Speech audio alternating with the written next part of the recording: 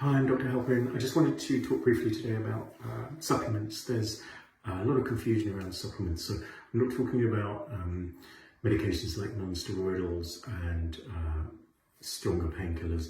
I'm talking about supplements that can be purchased over the counter and that there is some evidence for, or not so much evidence for, but also lots of anecdotal evidence. Okay, so supplements we will tend to categorize into those that we know work, those that might work, and those that there's no evidence for them working. Okay, and so how do we know that they work? Well, because there have been studies and trials with significant statistical data to suggest that the use of these particular supplements will help with osteoarthritis.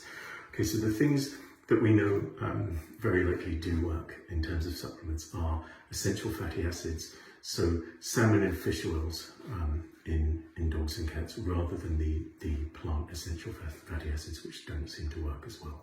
Okay, glucosamine and chondroitin, there is quite good evidence for those supplements helping to reduce inflammation in arthritic joints in animals. And green lip mussel, there are several products on the market that have highly concentrated green lip mussel, often sourced in New Zealand, and those do look to have beneficial effects. Okay, lots of these supplements, you can't just use them in isolation. You tend to have to use them together and or with other medications or other help.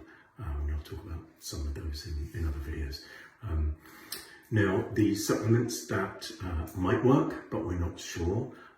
So these will include avocado and soybean oils, turmeric, which is widely used, CBD oil, which has started to be more widely used, and then curcumin, which is actually a derivative of turmeric. Okay, and then the things that people do use, but we don't have any strong evidence for them specifically working, are cherry juice, apple cider vinegar, and baker's yeast, sometimes used, and then boswellia, which is a plant extract.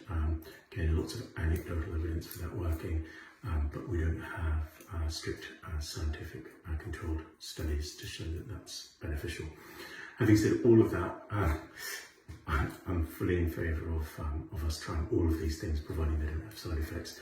And if they work for your dog, then that's more than enough evidence for me and for us to use them.